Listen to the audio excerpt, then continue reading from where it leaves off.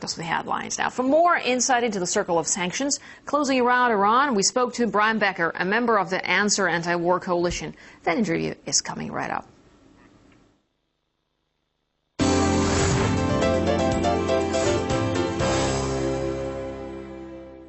Thank you for joining us on RT. Thank you. What does the United States want from tightening the sanctions? I mean, it's even beyond tightening the sanctions now. Indeed it is. The United States government has created an artificial crisis. That's first and foremost. It's a manufactured crisis. Iran is complying with the IAEA. Iran does not have a nuclear weapon. Iran is not threatening its neighbors. Iran has not started a war with any of its neighbors.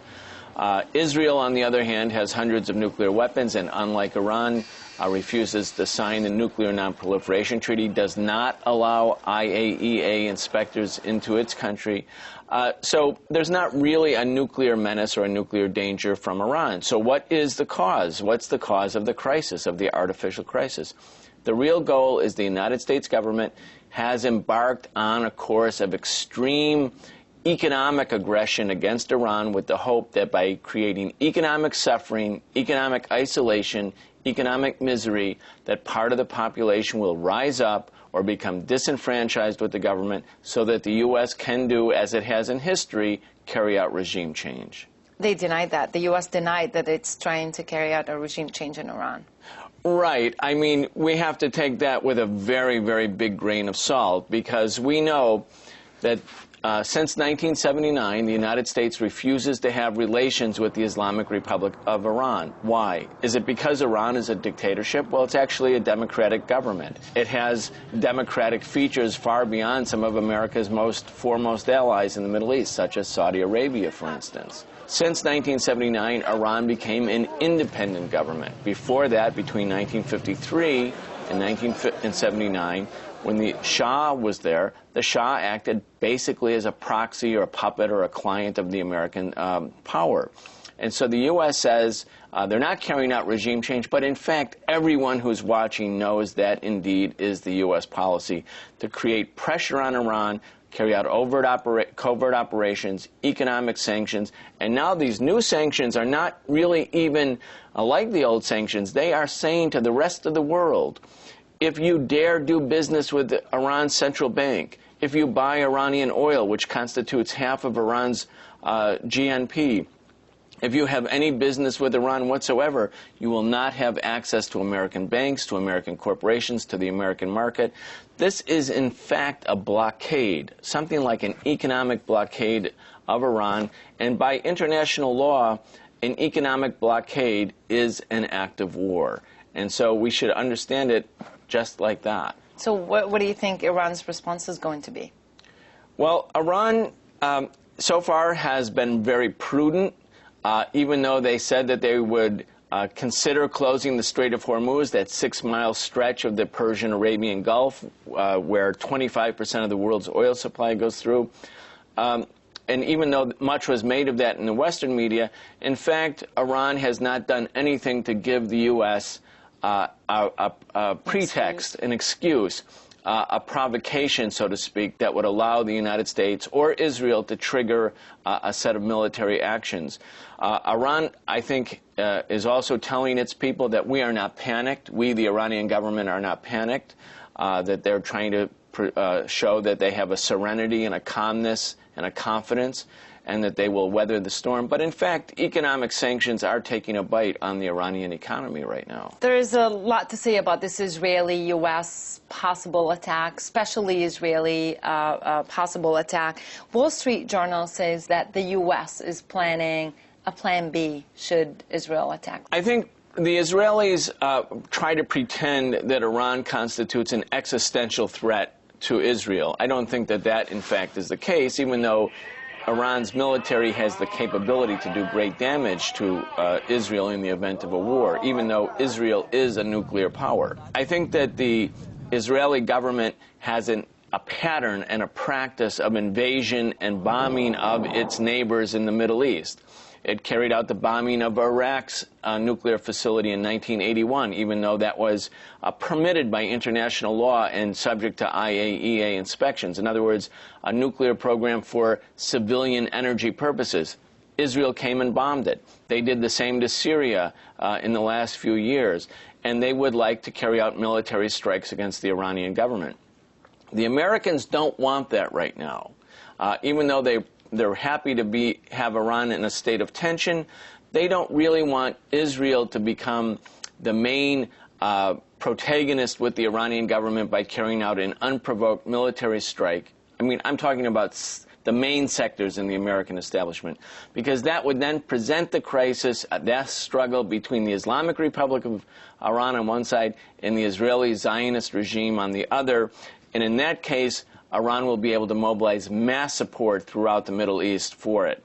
The United States has a different tack. They want to keep Israel sort of in the background, looming, endangering, threatening Iran in one way, keeping Iran in a state of tension, perhaps militarily, but have the economic sanctions do the bulk of the work by carrying out economic and financial isolation against the Iranian government. They think in the long term that's the easier way, the better way, the more effective way to carry out regime change. The U.S. is puzzled over Israel's intentions. So what if Israel does decide to strike Iran? And this is, a U.S. official says it's hard to know what's a bluster and what's not with the Israelis. Well, I think a lot of that is baloney and nonsense. The Israelis are the recipient, the benefactor of $3 billion a year in U.S. military aid. If they do something that's completely contrary to what Washington wants, they will be on the very short end of the stick. The Israelis are not dominating and dictating U.S. policy in this geostrategically important. They are not. They have a big influence in Washington. They have a strong lobby.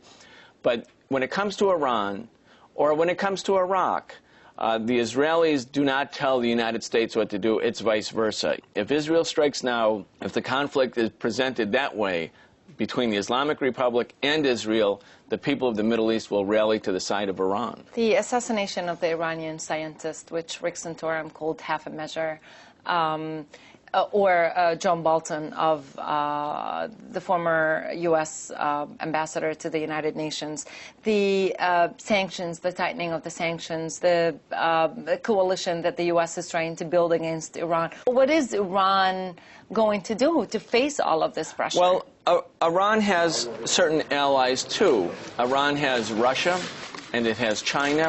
Increasingly, it has Venezuela and Cuba. In other words, those governments in the world, in addition, of course, to Syria, which has its own problems right now, but the countries in the world that don't want the entire world to be dominated by one power, the United States of America, they recognize that the existence of Iran as an independent government is something that is positive, meaning that if the United States were to be successful in carrying out regime change in Iran, they would be emboldened to carry out further destabilizing efforts against other powers, including Russia and China, by the way, even though they're great powers. So I think that Iran has allies, and I think Iran is trying to show that they can weather the storm, and also that they can rally their population. In spite of the fact the divisions that were revealed in 2009 after the elections, the presidential elections, the Iranian people as a whole don't believe they should be sanctioned. The Iranian people believe that they have, as they do, the right to develop nuclear power for peaceful civilian purposes. And I think right now the Iranian government is trying to weather the storm. They're also making it clear that they do... What options do they have? They have limited options. They have limited options. And that's the big issue here, I think, is that in America right now, in the United States, nobody feels this issue. They don't feel there's a war looming. They don't feel the problem of economic sanctions. It's the Iranians who are feeling it. It's the tension, the pressure, the economic problems are all one-sided. This is like a great power, the 700-pound gorilla who decides to sit wherever it wants to sit. And it can create immense tension and pressure and economic suffering somewhere else without having to endure any political price. So that's the big problem. And as a peace activist and as someone who believes in human rights, and I think we'll see this more and more in the United States, we are starting to concentrate our efforts to expose the fact that the United States government is carrying out through a different set of tactics the same thing that they did in Iraq. They carried out regime change in Iraq, not to make Iraq more democratic, more human rights oriented, but to dominate Iraq. And I think they want to do that in Iran, and we need to have people outside of Iran stand up and say Iran should not be alone on this. Does the presidential elections have any say in what's going on, in what's going to happen with Iran in terms of Washington, Tehran? I think the presidential elections in the United States definitely play a role in U.S. policy towards Iran. That, by the way, has been the case ever since the Iranian Revolution. Iran has factored into American politics. In this case, the Republican candidates are sort of baiting Obama and suggesting that if Obama is reelected, we will have a nuclear-armed Iran someday soon. Will Obama do something just to counter their statements because it's an election year? I don't think so. I think that it's not out of the question that Obama could opportunistically up the ante or even escalate tensions or even allow some sort of limited military attack against Iran in order to show how tough he is and why he's not a liberal or something like that. But I don't think so. This is a very big project for the Pentagon, for the CIA, for the U.S. establishment. I think it goes beyond electoral politics. And I think the Obama administration and the Pentagon are having a carefully calibrated approach that won't, again, with regime change, the Republicans and Democrats share the same objective. One is more demagogically militant against Iran.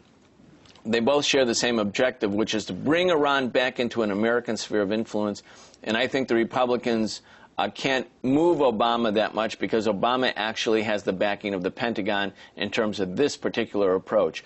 The Pentagon is bogged down in Afghanistan. They really were pushed out of Iraq. They have a lot of military problems. A major full-scale war right now, which could happen even if they don't intend it, by people climb the escalation ladder.